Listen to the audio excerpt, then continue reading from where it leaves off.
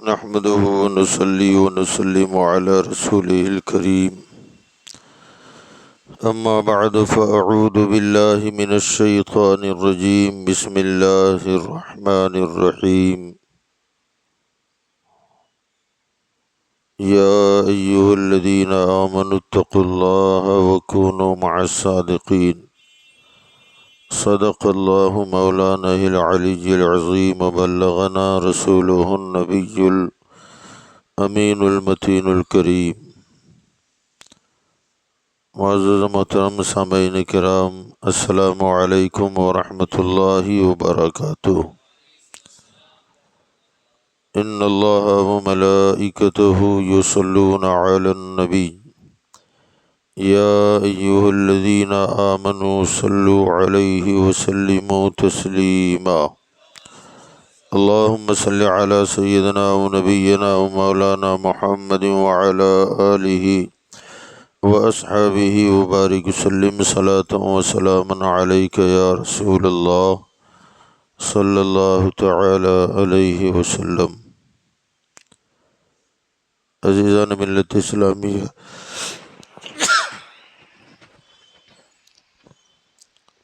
آج ہم اور آپ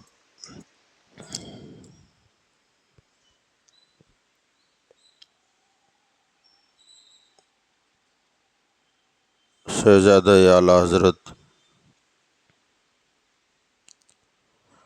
ہم شبیہ غوث اعظم المعروف بھی مفتی اعظم ہند علیہ رحمت و رضوان کی بارگاہ میں خراج عقیدت کے طور پر میں یہ سمجھتا ہوں کہ ان کا تعارف پیش کیا جائے کہ وہ کون تھے۔ سرکار مفتی اعظم ہند علیہ رحمہ کا نام اکثر و بیشتر سننے میں آتا ہے۔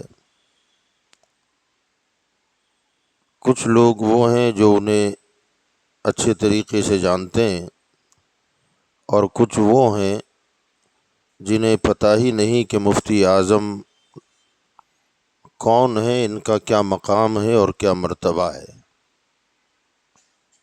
کیونکہ بسا اوقات آدمی کو علم نہ ہونے کی وجہ سے کبھی معاملات گڑبڑا بھی جاتے ہیں۔ ایک صاحب کو میں اچھی طرح جانتا ہوں، وہ اکثر علماء کرام کی تقریروں میں اعلیٰ حضرت کا تذکرہ سنتے رہتے تھے۔ اللہ نے مال دولت بھی انہیں سے بھی نوازا ہے۔ وہ ایک دن میرے پاس آئے اور مجھ کو کہنے لگے کہ یار یہ اعلیٰ حضرت کون ہے؟ پیسہ چاہے جتنا خرچہ ہو جائے ان کی تاریخ لینی ہے۔ تو میں نے کہا بھائی تاریخ لینے کے لیے ان کا دنیا میں اعتبار سے موجود ہونا بھی تو ضروری ہے۔ ان کا انتقال ہوئے 100 سال سے زیادہ ہو گیا۔ تو ایسے بھی لوگ ہیں ہمارے ہاں۔ تو سرکار مفتی اعظم ہند علیہ رحمہ جو ہیں، ان کا نام جو ہے وہ ہے علامہ مصطفیٰ رضا۔ اسے پیدائشی طور پر ان کا نام، بلکہ جیسی ذات ایسے نام، ابو البرکات محی الدین جیلانی مصطفیٰ رضا خان، پیدائشی جو نام ان کا رکھا گیا وہ محمد ہے، اور اسی نام پر حضرت کا عقیقہ ہوا۔ سرکار مفتی اعظم ہند علیہ رحمہ یہ اعلیٰ حضرت امام احمد رضا فاضل بریلوی رحمۃ اللہ علیہ کے لڑکے ہیں۔ 1310 ہجری میں ذی الحجہ کے مہینے میں ان کی ولادت ہوئی، بریلی شریف میں۔ اور جس رات یہ پیدا ہوئے اس رات ان کے والد یعنی اعلیٰ حضرت امام احمد رضا فاضل بریلوی رحمۃ اللہ علیہ ماہرہ شریف میں تھے۔ ماہرہ مطہرہ میں خانقاہ برکاتیہ جو عظیم خانقاہ ہے،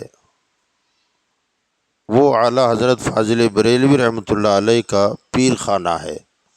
اعلیٰ حضرت وہیں سے سید علی رسول مہروی برکاتی رحمۃ اللہ علیہ کے مرید ہیں۔ تو اس وقت اعلیٰ حضرت کے پیر و مرشد دنیاوی حیات کے ساتھ موجود نہیں تھے، ان کا وصال ہو گیا تھا، مگر اعلیٰ حضرت فاضل بریلوی رحمۃ اللہ تعالی علیہ کے پیر مرشد کے پوتے حضرت سیدنا الشاہ ابو الحسین احمد نوری رحمۃ اللہ تعالی علیہ اس وقت ماہرہ مطہرہ کی خانقاہ برکاتیہ کے سجادہ نشین تھے، اور یہ ایسے عظیم سجادہ نشین ہیں کہ اپنے وقت کا غوث ہیں، یہ اپنے وقت کے قطب الاقطاب ہیں، بڑی اونچی شان کے مالک تھے حضرت سید ابو الحسین احمد نوری رحمۃ اللہ تعالی علیہ۔ آپ ان کے مقام اور مرتبے کو بس اسی بات سے سمجھ لیں کہ اعلیٰ حضرت امام احمد رضا جیسی عظیم الشان شخصیت نے ان کی شان میں ایک منقبت لکھی ہے جو تقریباً 23 اشعار پر مشتمل ہے۔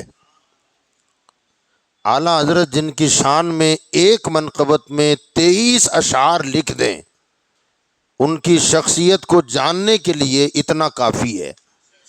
اور یہ سید ابو الحسین احمد نوری وہی ہیں جن کے بارے میں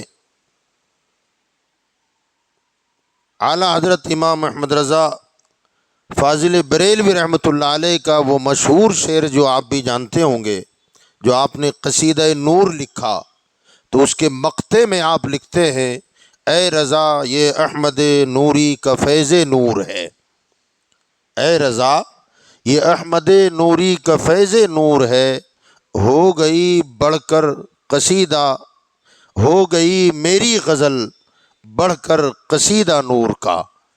یعنی اعلیٰ حضرت فاضل بریلوی رحمۃ اللہ علیہ گویا اس مقطع میں فرما رہے ہیں کہ میں غزل لکھ رہا تھا، اور غزل لکھتے لکھتے احمد نوری کا فیض جب مجھے ملا تو میری غزل ان کی فیض سے نور کا قصیدہ بن گئی۔ وہ صبح طیبہ میں ہوئی بٹتا ہے باڑا نور کا، صدقہ لینے نور کا آیا ہے تارا نور کا۔ اب وہ کتنی عظیم ذات ہوگی کہ اعلیٰ حضرت فاضل بریلوی رحمۃ اللہ علیہ نے تقریباً 23 اشعار پر مشتمل ایک منقبت لکھی ہے، برتر قیاس سے ہے مقام ابو الحسین، برتر قیاس سے ہے مقام ابو الحسین، سدرا سے پوچھو رفعت باب ابو الحسین، سدرا سے پوچھو رفعت بام ابو الحسین۔ بام کہتے ہیں چھت کو، بام کسے کہتے ہیں؟ بولی اونچی بولی، چھت کو کہتے ہیں۔ پہلے مصرعے میں اعلیٰ حضرت فرماتے ہیں کہ برتر قیاس سے ہے، قیاس معنی ہوتا ہے سوچ، فکر۔ اب ہماری اور آپ کی سوچ نہیں ہے، سوچ بھی اعلیٰ حضرت کی ہے، اور وہ اعلیٰ حضرت فرما رہے ہیں کہ میری سوچ اور قیاس سے بھی بلند و بالا ہے مقام ابو الحسین۔ کتنا بلند ہے؟ تو آپ فرماتے ہیں کہ آپ کی عظمتوں کی چھت کی جو بلندی ہے نا، فرماتے ہیں اگر سدرا سے ہم پوچھیں گے نا، سدرا جہاں جبریل کے رہنے کا مقام ہے، فرماتے ہیں اس سے پوچھیں گے کہ حضرت ابو الحسین احمد نوری کی چھت کی بلندی کیا ہے، تو وہ سدرا بھی کہے گا کہ ان کے چھت کی بلندی تو میری عظمتوں سے بھی بلند ہے۔ اب یہ اشعار کی اہمیت جو اعلیٰ حضرت نے لکھے ہیں، آپ کو اس سے پتہ چل جائے گا کہ بغیر ڈیمانڈ کے کسی نے کہا نہیں تھا اعلیٰ حضرت سے کہ آپ لکھو، بلکہ خود سے اعلیٰ حضرت نے احمد نوری کی شان میں یہ قصیدہ اور منقبت لکھی۔ پیشکش کرنے والوں نے پیشکش کی تھی، نان پارا کے نواب تھے وہ، اور انہوں نے اعلیٰ حضرت کی شاعری کو دیکھا تھا تو ان کے دل میں تمنا ہوئی تھی کہ کاش مولانا احمد رضا میری شان میں ایک قصیدہ لکھ دیں تو وہ جتنا انعام چاہیں گے میں انہیں عطا کر دوں گا، اور اتنی دولت دوں گا کہ ان کی جتنی کتابیں اب تک چھپی نہیں ہیں ان تمام کتابوں کے چھاپنے کا بندوبست میں کر دوں گا۔ اور انہوں نے اطلاع بھیجی کہ مولانا میری شان میں ایک قصیدہ لکھ دیں، تو اعلیٰ حضرت فاضل بریلوی کے سامنے دولت، شہرت گویا ایک طرح سے پیشکش ہو رہی ہے۔ اعلیٰ حضرت نے اس طرف توجہ نہ دیتے ہوئے ان کی شان میں قصیدہ تو کیا لکھتے، جب یہ پیشکش ہوئی کہ آپ جتنی دولت چاہیں گے ہم دے دیں گے، ایک قصیدہ لکھ دیں، تو انہوں نے جواب میں نواب نان پارا کی شان میں قصیدہ تو نہیں لکھا، اپنے آقا کی شان میں نعت لکھ ڈالی، اور وہ نعت تھی کہ یہی شمع ہے کہ دھواں نہیں۔ درود شریف پڑھ لیجیے آپ، صلی اللہ علیہ نبی علیہ صلی اللہ علیہ وسلم، صلاۃ و سلام علیک یا رسول اللہ صلی اللہ تعالی علیہ وسلم۔ یاد آ رہا ہے کوئی شعر؟ وہ کمال حسن حضور ہے، وہ کمال حسن حضور ہے کہ گمان نقص جہاں نہیں۔ کہہ دیں سبحان اللہ۔ وہ کمال حسن حضور ہے کہ گمان نقص جہاں نہیں۔ حضور صلی اللہ علیہ وسلم کا حسن و جمال ایسا روشن اور منور ہے کہ وہاں نقص، عیب ڈھونڈا ہی نہیں جا سکتا۔ وہ کمال حسن حضور ہے کہ گمان نقص جہاں نہیں، یہی پھول خار سے دور ہے، یہی شمع ہے کہ دھواں نہیں۔ جہاں پھول ہوگا وہاں کانٹا ضرور ہوگا، اور جہاں شمع ہوگی اس میں دھواں بھی نکلے گا۔ فرماتے ہیں کائنات میں پھول مصطفیٰ ہیں، اور ایسے پھول ہیں جہاں کانٹا نہیں ہے، اور نور کی ایسی شمع ہے جہاں دھواں نہیں ہے۔ اور اسی کے آخری مصرے میں مقطع میں فرماتے ہیں کہ کروں مدح اہل دول رضا، دول کہتے ہیں دولت مند کو، کروں مدح اہل دول رضا، پڑے اس بلا میں میری بلا، میں گدا ہوں اپنے کریم کا، میرا دین پا رہے نہ نہیں۔ میرا نان پارا کا دین نہیں ہے کہ میں دولت مندوں کی تعریف کروں، میرا دین تو مدینے کا ہے، اور میں محمد مصطفیٰ کے در کا غلام ہوں۔ جب بھی میں تعریف کروں گا تو مدینے کے تاجدار کی کروں گا، یا مدینے کے تاجدار کے غلاموں کی کروں گا۔ دولت مندوں کی تعریف کرنا احمد رضا کا شیوا نہیں ہے، کیونکہ میرا دین روٹی کا ٹکڑا نہیں ہے۔ آپ فرماتے میرا دین پارے نہ نہیں، اس کا مطلب ہوتا ہے کہ روٹی کا ٹکڑا پر بکنے والا میرا دین نہیں ہے۔ میرا دین تو وہ ہے جو مدینے کی سرکار سے مجھے ملا ہے۔ اب ظاہر بات ہے یہ سید احمد نوری علیہ رحمہ، ابو الحسین احمد نوری علیہ رحمہ ماہرہ مطہرہ خانقاہ برکاتیہ کے سجادہ نشین تھے، جن کی تعریف خود اعلیٰ حضرت فرمائیں تو وہ ذات کتنی بلند و بالا ذات ہوگی۔ اعلیٰ حضرت ماہرہ شریف میں خانقاہ میں تھے، تو جس رات سرکار مفتی اعظم ہند کی ولادت ہوئی، اس رات اعلیٰ حضرت نے کو خواب میں بشارت ہوئی۔ وہ بشارت تھی بیٹے کی پیدائش کی۔ فرماتے ہیں کہ میں صبح اٹھا اور دل میں ارادہ کیا کہ نماز فجر کے بعد یا پہلے اگر موقع ملے گا تو حضرت ابوالحسین احمد نوری کو اپنے بیٹے کی پیدائش کی خبر دے دوں گا، کیونکہ مجھے رات کو بشارت ہوئی ہے۔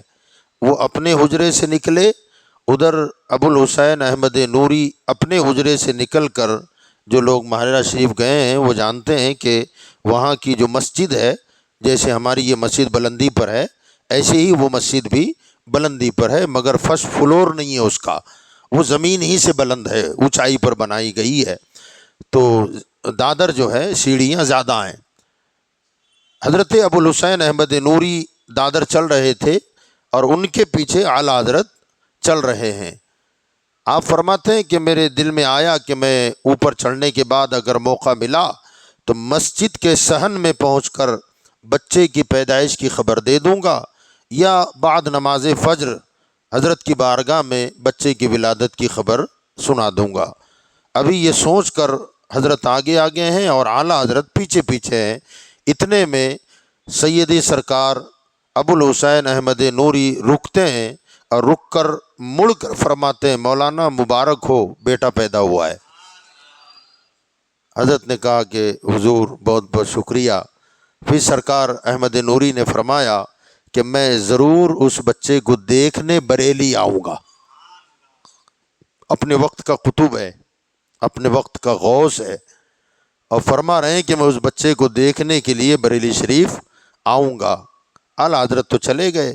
اس کے ٹھیک 6 مہینے کے بعد حضرت نوری میاں عرفیت نوری میاں ہے ابوالحسین احمد نوری کی، 6 مہینے کے بعد بریلی شریف پہنچے۔ جب بریلی گئے تو اعلیٰ حضرت سے کہا کہ مولانا میں بچے کو دیکھنے آیا ہوں۔ اعلیٰ حضرت اندر زنانہ خانے میں تشریف لے گئے اور 6 مہینے کے بچے مفتی اعظم ہند، جو بعد میں مفتی اعظم بنے، وہ گود میں لے کر کے آ رہے تھے۔ اعلیٰ حضرت خود فرماتے ہیں کہ میں جیسے ہی دروازے کے اندر ہال میں بیٹھک میں داخل ہوا تو سیدی سرکار ابوالحسین احمد نوری اپنے مقام سے اٹھ کر میری طرف چلتے ہوئے آئے اور آ کر کے میرے بچے کو اپنی گود میں لیا اور لے کر بار بار بچے کی پیشانی چومتے تھے، اور ہر مرتبہ چوم کر فرماتے مولانا مبارک ہو، یہ بچہ تو مادرزاد ولی ہے، مولانا مبارک ہو، یہ بچہ تو پیدائشی ولی ہے، یہ فرماتے جاتے تھے اور مبارکباد دیتے جاتے تھے۔ اور پھر فرمایا مولانا اگر اجازت ہو تو اس بچے کو اپنا مرید بنا لوں۔ سبحان اللہ۔ اعلیٰ حضرت نے کہا حضور یہ تو آپ کا غلام زادہ ہے، خادم زادہ ہے، اور آپ ہی کی دامن میں اسے دینا ہے۔ گود میں لے کر آپ نیچے بیٹھے اور بچے کے منہ میں انگلیاں ڈال دیں۔ ویسے بچوں کی فطرت ہوتی ہے، 6 مہینے کے بچے کے منہ میں انگلی ڈال دو آپ تو بچہ ماں کی دودھ کی طرح ہی اسے چوستا ہے، مگر خالی چوسنے کی حد تک چوسنا ہماری انگلی ہو تو ہوتا ہے، مگر اپنے وقت کی غوث کی انگلی ہو تو پھر وہ انگلی سے وہ کیا چسا رہے تھے اور بچہ کیا چوس رہا تھا، یہ چسانے والا جانے اور چوسنے والے مفتی اعظم جانے۔ فرمایا کہ میں نے اس بچے کو اپنا مرید بنایا، اور آگے فرمایا کہ میرے خاندان کے بزرگوں سے اب تک جو کچھ میرے حصے میں آیا ہے وہ ساری امانتیں اس بچے کے حوالے کر رہا ہوں، اور اس بچے کو میں ابھی سے خلافت و اجازت دے دیتا ہوں۔ سبحان اللہ۔ آپ ذرا اندازہ لگائیں، ہم پیر ڈھونڈتے ہیں، دنیا ڈھونڈتی ہے، اور ہر زمانے کا دستور رہا ہے کہ مرید اپنا پیر تلاش کرتا ہے، کہ وہاں بہت اچھے پیر آئے تو وہاں دوڑ کے گیا، فلاں جگہ پیر صاحب آئے تو وہاں دوڑ کے گیا، جہاں دل جم گیا مرید ہو گیا، یہ ہوتا ہے۔ مگر یہ کیسا مرید ہے کہ ماہرہ سے چل کے پیر آ رہا ہے، اور پیر بھی ایسا ویسا پیر نہیں ہے، بلکہ وہ پیر جس کی پیر کی تعریف اعلیٰ حضرت فرمائے، وہ پیر چل کر کے آئے، اور نہ صرف یہ کہ مرید بنائے، 6 مہینے کے بچے کو ماہرہ کا مقام اور مرتبہ اتنا بلند ہے کہ وہاں خلافتیں ایسی نہیں بٹتی ہیں، بلکہ اچھے اچھے اپنے وقت کے علامہ بھی وہاں پہنچے، اپنے وقت کے فہامہ بھی وہاں پہنچے، تو وہاں انہیں پتہ نہیں کتنے چلے کروائے جاتے ہیں، اور اتنے چلے کہ وہ خلافت لینے کے لیے جو آیا ہے، جب تک اپنے آپ کو مٹی نہیں کر دیتا، خاک نہیں بنا دیتا، اس وقت تک وہاں سے وہ خلافت نہیں پاتا تھا۔ وہ بندہ جب اپنے آپ کو خاک کر کے کندن بن کے نکلتا تھا، تب ماہرہ سے خلافتیں عطا کی جاتی تھیں۔ مگر یہ کیسا بچہ ہے کہ وہاں تو چلوں میں بٹھا کر، اور بعد میں جب اس میں چمک پیدا ہو تب خلافت دیا جاتا تھا، اور یہاں خود بریلی آ کر 6 مہینے کے بچے کو احمد نوری جیسی شخصیت خلافت سے نواز رہی ہے۔ یہ بہت بلند مقام ہے، اور فرماتے ہیں میرے خاندان سے جو کچھ امانتیں اور جو فیوز و برکات مجھے ملے ہیں، وہ تمام چیزیں میں اس بچے کو عطا کر رہا ہوں۔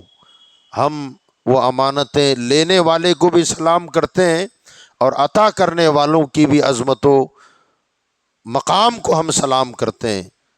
حضرت سیدنا عبد الباقی رحمۃ اللہ علیہ عرف باقی باللہ، یہ پیر صاحب ہیں حضرت مجدد الفسانی کے، حضرت شیخ احمد فاروقی سرہندی مجدد الفسانی، جو اکبر کے فتنوں سے اور طوفان اکبری سے ٹکرا گئے اور پورے بر صغیر کے مسلمانوں کا ایمان بچا لے گئے، وہ ذات ہے مجدد الفسانی کی۔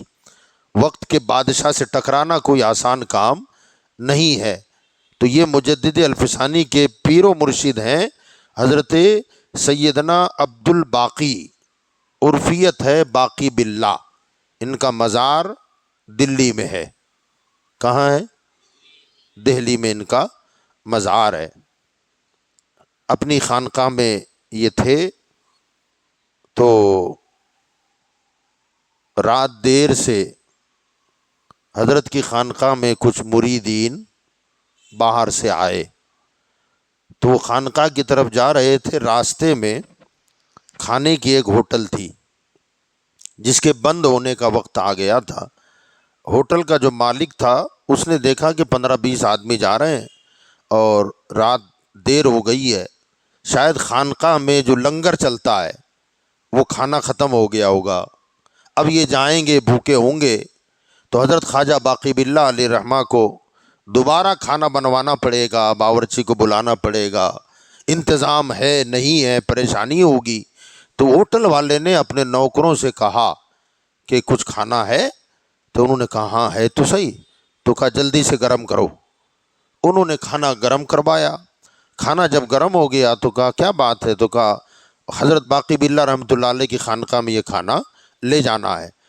تو نوکر اسے اٹھا کے لے جانا چاہتے تھے، تو کہا نہ، تم نہیں جاؤ گے، اسے میں خود اپنے سر پہ لے جاؤں گا۔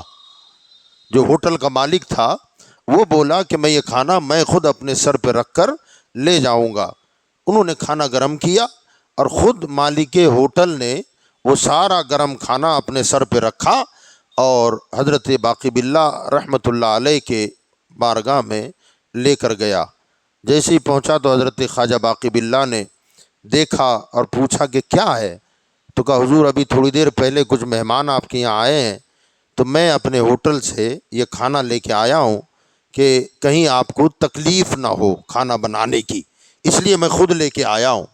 حضرت خواجہ باقی باللہ بڑے خوش ہوئے اور فرمایا، ہوٹل والے کو نان بھائی کہتے ہیں، کہا نان بھائی آج تو نے فقیر کو خوش کر دیا ہے، تجھے میری تکلیف کا خیال آیا، آج تو نے فقیر کو خوش کر دیا ہے۔ اور جذب کی کیفیت طاری ہو گئی حضرت پر خوشی میں۔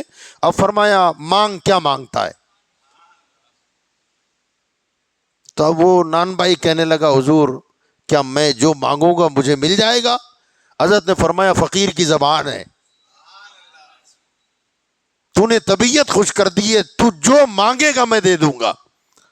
نان بھائی کہنے لگا حضرت وعدہ؟ تو کہاں وعدہ ہے۔ تو وہ کہنے لگا کہ حضرت اگر دینا ہی ہے تو میری ڈیمانڈ اتنی ہے کہ مجھے اپنے جیسا بنا دو۔ تو حضرت باقی باللہ چونک گئے، کہا کہ ہوش کر، کیا مانگ لیا تو نے؟ تو کہا حضرت مانگا ہے، سنا نا آپ نے کہ مجھے اپنے جیسا بنا دو۔ تو حضرت نے کہا کوئی دوسری چیز مانگ۔ تو وہ کہنے لگا نہ حضرت، آپ نے وعدہ کیا ہے کہ جو میں مانگوں گا وہ عطا کر دیا جائے گا، اب ڈیمانڈ کر رہا ہوں تو آپ کہہ رہے ہیں تو کوئی دوسری چیز مانگ لے۔ تو حضرت نے فرمایا کہ میں دینے سے منع نہیں کر رہا ہوں، برتن ہے چھوٹا اور چیز مانگ لی بڑی، ذہن حاضر ہے نا؟ تو ذرا سوچ کہ تو نے مانگا کیا ہے۔ کہ برسہا برس کی محنت کے بعد میں نے جو کچھ پایا ہے تو ایک جھٹکے میں لے لینا چاہتا ہے؟ کہ برتن چھوٹا ہے چیز بڑی ہے، کہیں ایسا نہ ہو کہ پچھتانا پڑے۔ تو وہ کہنے لگا حضور میری قسمت آگے جو ہوگا دیکھا جائے گا، بس مجھے اپنے جیسا بنا دو، آپ وعدہ کر چکے ہیں۔ حضرت خواجہ باقی باللہ نے اس کا ہاتھ پکڑا اور حجرے میں لے گئے، اور حجرے میں لے جا کر آنکھوں سے آنکھیں ملائیں، جو کچھ ادھر تھا نا وہ سارا کا سارا ادھر سپلائی ہو گیا۔ حالت یہ تھی جب حجرے کے باہر نکلے تو خانقاہ میں جتنے لوگ موجود تھے نا، ان کا بیان ہے کہ خدا کی قسم پتہ ہی نہیں چلتا تھا کہ باقی باللہ کون ہے اور ہوٹل والا کون ہے، ایسا بنا دیا تھا۔ بس خالی فرق تھا تو اتنا کہ باقی باللہ ہوش میں تھے اور ہوٹل والا بے ہوش تھا، ہوش نہیں تھا اسے۔ حضرت نے بار لا کے اسے سلا دیا، بے ہوش تھا، 3 دن بے ہوش رہا اور پھر انتقال کر گیا۔ حضرت فرماتے تھے میں نے پہلے ہی منع کیا تھا کہ برتن چھوٹا ہے چیز بڑی مانگ لی ہے، برداشت نہیں کر سکا، جان دے دی۔ بات سمجھ میں آ رہی ہے؟ کچھ جان نکل گئی، برداشت نہیں کر سکا۔ ذرا سوچے نان بھائی 50 سال کے اوپر کی عمر کا تھا، حضرت باقی باللہ کے پاس جو کچھ تھا دے دیا، برداشت نہیں کیا، موت واقع ہو گئی۔ سرکار مفتی اعظم 6 مہینے کا بچہ ہے، اور ابو الحسین نوری فرما رہے ہیں کہ جو کچھ میرے بزرگوں سے مجھے فیض ملا ہے وہ سارا فیض اس بچے کو دے دیتا ہوں۔ ذرا سوچو وہ برتن اتنا چھوٹا، برداشت کا مادہ کتنا ہے؟ جو فیض نان بائی برداشت نہ کر سکا، 6 مہینے کا مفتی اعظم اسے سنبھال لے گیا ہے، تو ہم ان کی عظمتوں کو سلام نہ کریں تو کیا کریں؟ سرکار مفتی اعظم ہند علیہ رحمت و رضوان 6 مہینے کی عمر میں خاندان قادریہ برکاتیہ کا سارا فیض سمیٹ کر اپنے سینے میں محفوظ کر لیا۔ 6 مہینے کی عمر میں جسے اتنا پاور مل گیا ہو، جب وہ مفتی اعظم 50 سال کا ہوا ہوگا تو فیضان کیسا ہوگا؟ ہاں، اور یہی وہ فیضان تھا کہ آپ کے اساتذہ میں جن جن سے مفتی اعظم نے پڑھا ہے، اعلیٰ حضرت استاد ہیں ابا، ان کے بڑے بھائی مفتی اعظم کے جو بڑے بھائی ہیں حضرت حجت الاسلام علامہ حامد رضا علیہ الرحمہ، یہ سرکار مفتی اعظم ہند سے عمر میں تقریباً 18 سال بڑے ہیں۔ 18 سال کے بعد دوسرا لڑکا اعلیٰ حضرت کے ہاں پیدا ہوا، تو بڑے بھائی بھی استاذ ہیں، اور 2 اساتذہ اور ہیں، ایک ہیں حضرت علامہ مفتی بشیر احمد صاحب رحمۃ اللہ تعالیٰ علیہ، اور ایک دوسرے استاذ ہیں حضرت علامہ مفتی رحم الہی صاحب منگلور کے رہنے والے تھے۔ سرکار مفتی اعظم ہند کی عمر تقریباً 10 یا 11 برس کی رہی ہوگی۔ اس وقت یہ ہوا کہ سرکار مفتی اعظم مسجد میں بیٹھے ہوئے ہیں، کتابیں ساتھ میں ہیں، اور بند کتاب کھلی ہوئی نہیں ہے، بند کتاب کو اوپر سے خالی دیکھ رہے ہیں۔ آپ کے جو استاذ ہیں حضرت علامہ مفتی بشیر احمد صاحب اچانک وہ مسجد میں آ گئے تو دیکھا کہ شہزادہ بند کتاب اتنی دیر سے دیکھ رہا ہے۔ وہ قریب آئے، مفتی اعظم ہند 10 سال کے ہیں، ادب سے کھڑے ہوئے، سلام عرض کیا۔ انہوں نے جواب دیا، کہا شہزادے اپنا وقت ضائع کیوں کر رہے ہو، اپنا ٹائم برباد کیوں کر رہے ہیں؟ تو کہا حضور کیا ہوا؟ تو کہا اتنی دیر سے میں وہاں سے دیکھ رہا ہوں، اگر پڑھنا ہے تو کتاب کھول کے پڑھو نا، بند کتاب کو گھور رہے ہو۔ یہ وقت ضائع نہیں ہو رہا ہے؟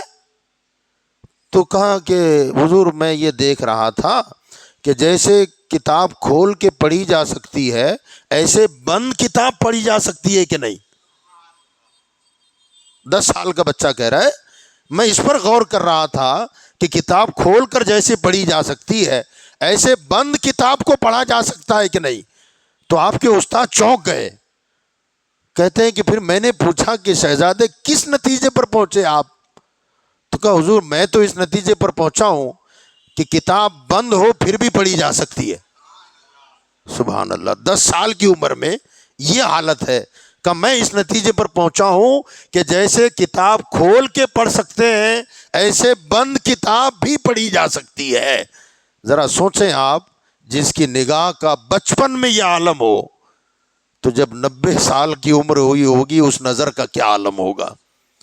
تو یہ بات جو ہے جو حضرت کے ساتھ ہوئی، حضرت علامہ مفتی بشیر احمد صاحب کے ساتھ، تو اسی مدرسے میں ایک دوسرے مدرس پڑھاتے تھے حضرت علامہ رحم الہی.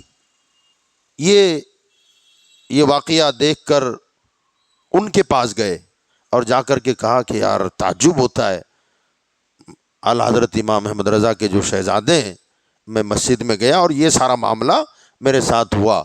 تو حضرت علامہ رحم الہی صاحب نے کہا کہ میں جو میرے ساتھ ہوا وہ بتاؤں آپ کو کیا؟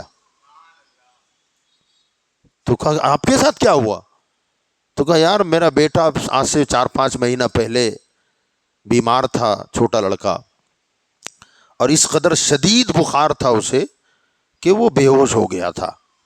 رات کا وقت تھا، کوئی دوائی وغیرہ بھی نہیں تھی، میں پریشان تھا. یہاں تک کہ صبح فجر کی نماز کے بعد مدرسے کی ٹائم ہو گیا کلاس کا اور بچہ بے ہوش پڑا ہوا ہے. میری بیوی مجھے روک رہی ہے کہ آج مدرسے کی چھٹی کر دیں آپ، لیکن میں نے سوچا کہ بچوں کی تعلیم کا نقصان نہ ہو جائے، لہٰذا بچے کو میں اسی حال میں چھوڑ کر مدرسہ آ گیا.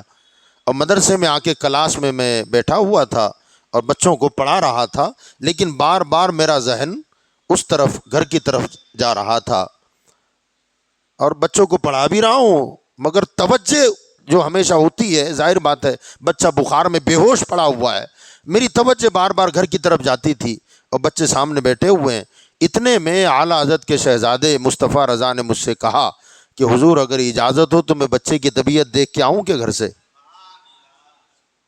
وہ فرماتے میں اتنی الجھن میں تھا نا کہ میرے ذہن ہی میں نہیں آیا کہ میں نے مدرسے میں تو کسی سے بتایا ہی نہیں ہے کہ میرا بچہ بیمار ہے. میرا ذہن اس طرف گیا نہیں اور میں نے جھٹ سے کہہ دیا کہ ہاں بیٹا جا کے ذرا دیکھ لو نا. اب وہ میرے گھر چلے گئے.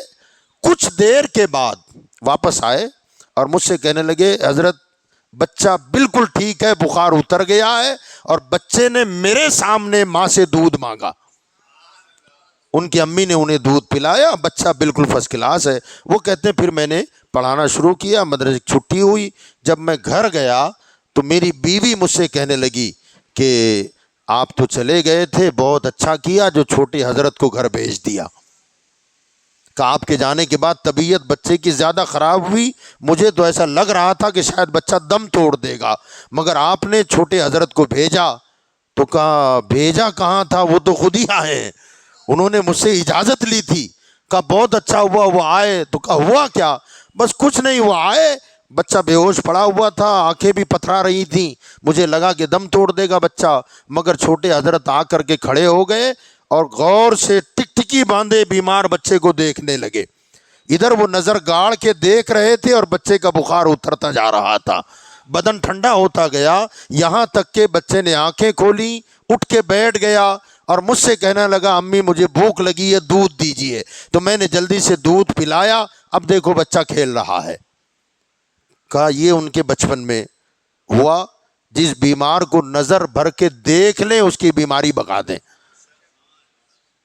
اساتذہ آپس میں باتیں کر رہے ہیں کہ کہا یہ واقعات ہم ابھی سے اگر بتا دیں گے، ظاہر کر دیں گے تو بچے کی تعلیم کا نقصان ہوگا، شہرت ہوگی، لوگ ہاتھ پیر چومنا شروع کر دیں گے اور پھر میرے گھر لے جاؤ، دکان میں لے جاؤ، برکت ہوگی، یہ ہوگا، اور بچہ پڑھ نہیں پائے گا، اس لیے ان باتوں کو زیادہ ظاہر کرنے کی ضرورت نہیں ہے، جب وقت آئے گا خود ہی ظاہر ہو جائے گی۔ تو جس بچے کی بچپن میں یہ کرامات ہوں، ظاہر بات ہے وہ جب جوان ہو گئے ہوں گے اور پڑھ لکھ کر کے فارغ ہو گئے، حافظ عالم فاضل اور مفتی بن گئے، اس وقت ان کے فیوز و برکات کا کیا عالم رہا ہوگا۔ تو سرکار مفتی اعظم ہند علیہ رحمہ گویا کہ نائب غوث اعظم کہلائے، بعد میں نائب غوث اعظم رضی اللہ تعالیٰ عنہ کہلائے۔ خاص طور سے بریلی کا ہی واقعہ ہے۔ بریلی میں ایک نواب صاحب رہتے تھے جن کا نام ہے رحمت نبی، نواب رحمت نبی، بریلی کے رہنے والے ہیں، پیسے والے آدمی تھے، نواب صاحب تھے۔ وہ ان کی تمنا تھی کہ میں مرید بنوں گا تو اس شخص کا جو واقعی غوث اعظم کا نائب ہو، اور میری نظر اتنی گہری نہیں تھی، 3 شخصیتیں ہندوستان میں میری نظر میں تھیں جو قابل احترام تھیں، جن میں ایک سرکار مفتی اعظم بھی تھے، لیکن میری تمنا تھی کہ جو غوث اعظم کا نائب ہوگا میں اس کا مرید بنوں گا۔ اب مجھے پتہ نہیں کہ کون نائب ہے اور نہیں ہے۔